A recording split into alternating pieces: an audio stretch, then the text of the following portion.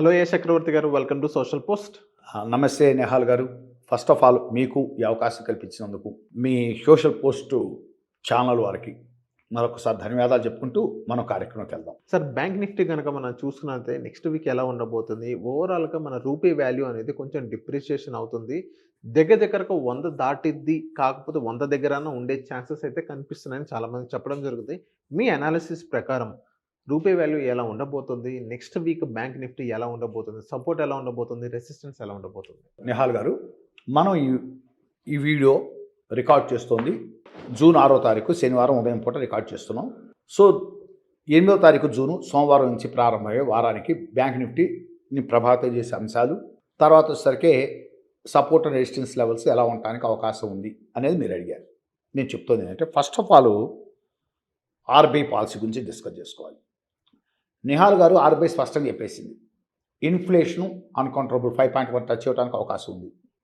Growth rate కొంచెం పాజిటివ్గా చెప్పింది, 6.6% అన్నారు. నేనైతే అంత ఉంటుందని నేను అనుకోవట్లేదు, ఫ్రాంక్లీ స్పీకింగ్. ఓకే, ఎందుకంటే ఇన్ఫ్లేషను అన్కంట్రోలబుల్ అయినప్పుడు ఆటోమేటిక్గా నీకు గ్రోత్ రేట్స్ అనేటువంటివి అంత రావు. ఎందుకంటే ఆర్బీఐ నెక్స్ట్ రాబోయే కపుల్ ఆఫ్ మంత్స్లో నీకు అర్థమైందా, ఇంట్రెస్ట్ రేట్లు పెంచక తప్పదో, ముందే చెప్తున్నాను. నేను పోయిన వారం స్పెక్యులేషన్స్ వస్తున్నాయని చెప్పాను, ఈ వారం డిక్లేర్ చేస్తున్నాను. కపుల్ ఆఫ్ మంత్స్లో డెఫినెట్గా ఇంట్రెస్ట్ రేట్లు పెంచక తప్పదు RBI. It reflect on banking sector, no doubt. అందుకే నేను బ్యాంకింగ్ సెక్టార్ ఇందాక వీడియో చేసినప్పుడు కొన్ని లెవెల్స్ అయితే బ్యాంకింగ్ సెక్టార్ జనం బాగుండదులే, ఫీల్ అవుతారు, ఇప్పుడు వద్దులే అని చెప్పేసి ఆపేసింది. బ్యాంకింగ్ సెక్టార్ డౌన్ ట్రెండ్లోనే ఉంటుంది రాబోయే రోజుల్లో.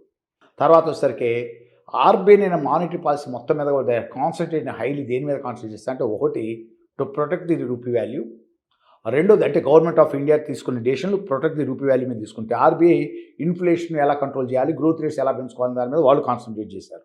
ఇక్కడ government of India concentrate on protecting the rupee, RBI concentrate growth rates and inflation controlling, వీటి మీద కాన్సన్ట్రేట్ చేశారు. సో ఏది ఏమైనా స్టేటస్ కో మెయింటైన్ చేశారు. అన్నీ కూడా మీరు చూసుకోండి.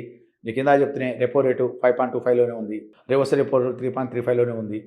తర్వాత ఎస్ఎల్ఆర్ మీకు 18%, మీకు వచ్చేసరికి సిఆర్ఆర్ 3%, తర్వాత వచ్చేసరికి మీకు ఎంఎస్ఎఫ్ అర్థనా మీకు అది కూడా మీకు 5.5 అంతే, ఏమీ టచ్ చేయలేదు. నెక్స్ట్ వీక్లో నెక్స్ట్ రాబోయే కపుల్ ఆఫ్ మంత్స్ అన్నట్టు టచ్ చేస్తారు. టచ్ చేయడం మీరు అనుకోవద్దు, టచ్ చేస్తారు. అందువల్ల కొంచెం అప్రమత్తంగా ఉంది. తర్వాత జియో పొలిటికల్ టెన్షన్స్ ఖచ్చితంగా ఇంపాక్ట్ ఉంటాయి. ఈ స్ట్రైట్ ఆఫ్ హార్మోజ్ ఇప్పుడు అలా తేలుతలేదు. Iran and America peace agreements ఎంత దూరం వస్తాయో చెప్పలేము. నిమిషానికి ఒక మాట మాట్లాడుకుంటున్నారు, అర్థమైందా?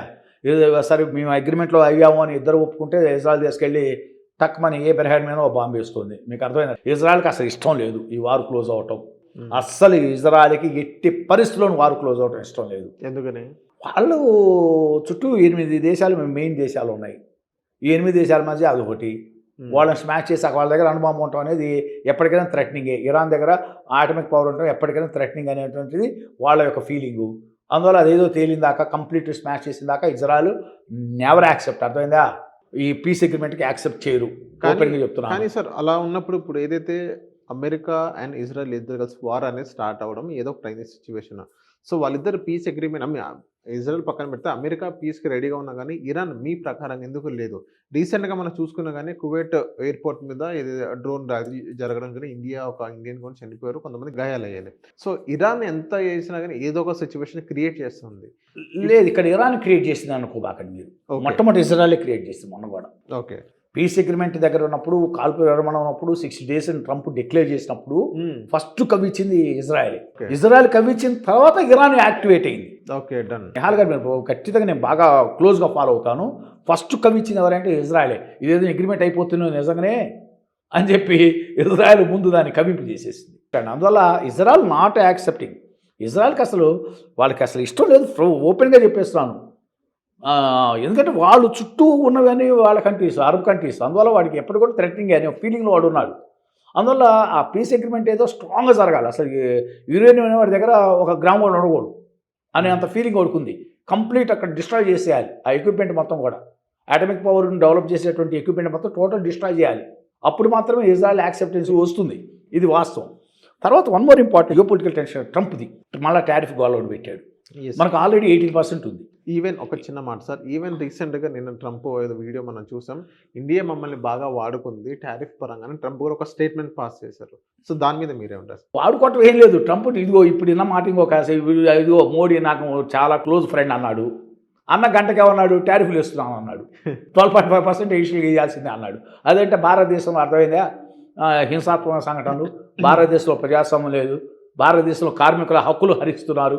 అసలు మొట్టమొదటి ఇప్పుడు చెప్తుంది ఏంటంటే ట్రంప్ ద మెయిన్ రీజన్ ఏంటంటే ఇక్కడ లేబర్ చట్టాలు బాగాలేవు, కార్మికులు అర్థమైందా దోపిడీ చేస్తున్నాయి, అందువల్ల కార్మికులు దోపిడీ గురవుతున్నారు, అందువల్ల ప్రజాస్వామిక హక్కులు కొనసాగట్లేదు భారతదేశం, అందువల్ల ఇంకో 12.5% వేయాలన్నాడు. ఆల్రెడీ 18%, ఇంకో 12.5 వేయాల్సిందని మళ్ళీ అన్నాడు. అంతకుముందు రోజు అన్నాడు నాకు మోడీకి ఉన్న స్నేహం అసలు ఎవరికి లేదు ఈ ప్రపంచంలో అన్నాడు. ట్రంప్ స్టేట్మెంట్లని అసలు మనం పరిగణలో తీసుకోకూడదు, అదొకటి. అందువల్ల టారిఫ్లు అన్నాడు, అదొకటి. నెక్స్ట్ వన్ మోర్ ఇంపార్టెంట్ ఏంటంటే అండి డాలర్ రూపీ ఎక్స్చేంజ్ డిఫరెన్స్. రాత్రి కూడా మీరు అంతా గవర్నమెంట్ ఆఫ్ ఇండియా డెసిషన్ తీసుకున్నా అన్నీ రిఫ్లెక్ట్ అవ్వు. 95 రూపాయలు ఒక డాలర్, 95 రూపాయలు 40 పైసల మీదే క్లోజ్ అయ్యింది. తర్వాత డిఐస్ కంటిన్యూస్ బైక్లో ఉన్నారు వాళ్ళు. నిన్న కూడా డిఐస్ అనేటువంటి 33,933 కోట్లకు ఉంటే ఎఫ్ఐస్ కంటిన్యూస్ సెల్లింగ్లో ఉన్నారు. వాళ్ళు అసలు ఆపే పని లేదు, అర్థమైందా. ఒకటే మీరు ఒక లైన్లో కొనుక్కుంటూ పోతుంటే మేము ఒక లైన్లో అమ్మేసుకుంటూ పోతున్నాం అన్నారు. వాళ్ళు వచ్చేసరికి నిన్న క్లోజ్ అయిన వారానికి కూడా 31,114 crores net sellers. Okay, FIs అనేవాళ్ళు, ఫారిన్ ఇన్స్టిట్యూషన్ ఇన్వెస్టర్స్. మరి ఇవన్నీ పరిగణలో తీసుకున్నప్పుడు బ్యాంక్ నిఫ్టీ అనేది ఆచి చూడండి. బ్యాంక్ నిఫ్టీ రాబోయే రోజుల్లో కిందకే వెళ్ళటానికి అవకాశాలు ఉన్నాయి. ఎందుకంటే బ్యాంకింగ్ ఇండస్ట్రీకి వచ్చేవన్నీ కూడా భవిష్యత్తులో కొంచెం అంత ఆశాజనకమైన న్యూస్ ఏం రాబోయే 5-6 నెలల్లో బ్యాంకింగ్ సెక్టార్ గాను ఒక 5-6 నెలలను బేస్ చేసుకొని రాబోయే ఎకానమీ సిచ్యువేషన్ బేస్ చేసుకొని చెబుతున్నాం. రేపు పొద్దున వాడు మీరు పడిదన్నారు మరి 300 పెరిగిందిగా బ్యాంక్ నిఫ్టీ అంటే బ్యాంక్ నిఫ్టీ 300 పెరగదు గొప్ప, 400 పెరగడం లేదు, 1000 పాయింట్లు పెరగదు గొప్ప. 1000 పాయింట్లు పెరిగితే ఆ వారం వేడి తీసి 3000 పాయింట్లు కింద కొడతాడు. పెంచింది 1000, ఇంకో కొట్టేది 2000 అన్నట్టు. అందువల్ల ఇప్పుడు కూడా బ్యాంక్ నిఫ్టీకి రాబోయే రోజుల్లో కొంచెం గడ్డు కాలమే. వీటన్నిటిని బేస్ చేసుకొని ముందు ఒక లెవెల్ ఇస్తాను. మన అసలు లెవెల్స్ తర్వాత జరిగే డెవలప్మెంట్స్ని బట్టి మనం ప్రతి వారం కలుస్తుంటాం కాబట్టి అప్పటికప్పుడు లెవెల్స్ మార్చుకుంటూ వెళ్ళిపోదాం. ప్రస్తుతం ఉన్న కండిషన్స్ ప్రకారం మీకు జూన్ 8వ తారీఖు సోమవారం నుంచి ప్రారంభమయ్యే వారానికి బ్యాంక్ నిఫ్టీ ఎలా ఉంటుందో చెప్పబోతున్నాను. నిన్న ఫ్రైడే అర్థమైన 5వ తారీఖు బ్యాంక్ నిఫ్టీ ఎక్కడ క్లోజ్ అయిందంటే మీకు 54,496.25 మీద క్లోజ్ అయ్యింది. మీకు ఫస్ట్ R1 చెప్తున్నాను, రిజిస్ట్రేషన్ 1 మీకు 54,580, R2 వచ్చేసరికి 54,740, R3 వచ్చేసరికి మీకు 55,000, R4 వచ్చేసరికి 55,460 నుంచి 56,130. ఈ క్యాప్ పెట్టేసుకోండి. ఇప్పుడల్లా బ్యాంక్ నిఫ్టీ ఈ లెవెల్ దాటడం చాలా చాలా కష్టం. మళ్ళీ వన్స్ అగైన్ రిపీట్, R4 అనేది బ్యాంక్ నిఫ్టీ క్యాప్ పెట్టేసుకోండి. అది దాటం అనేది చాలా చాలా కష్టం రాబోయే రోజుల్లో, కపుల్ ఆఫ్ మంత్స్లో.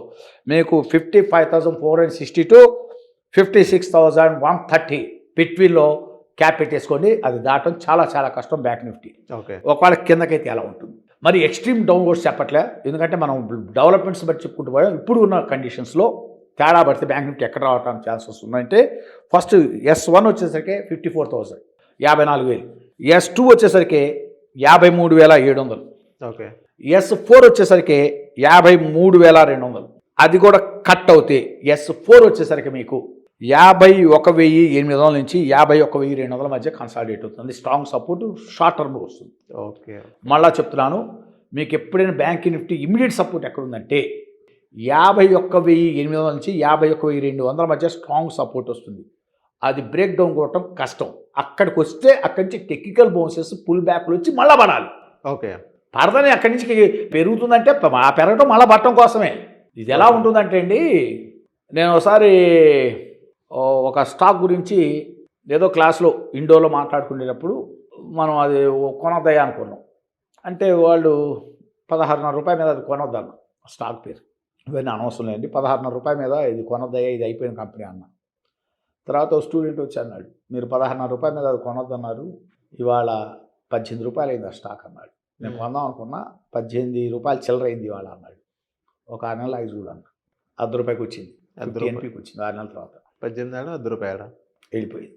ఇప్పుడు కూడా అండి మార్కెట్లో అది ఇండెక్స్లు అయినా స్టాక్స్ అయినా కంటిన్యూస్గా పెరగడం. పెరిగేటప్పుడు హైయర్ టాప్స్ హైయర్ బాటమ్స్ తేలుతుంటాయి, పడేటప్పుడు లోయర్ టాప్స్ లోయర్ బాటమ్స్ తేలుతుంటాయి. అందువల్ల ఇప్పుడు కూడా డౌన్ ట్రెండ్లో ఉన్నప్పుడు పెరుగుతున్నాయంటే అది టెక్నికల్ బౌన్సెస్ రిలీఫ్ ర్యాలీస్ అయి ఉంటాయి.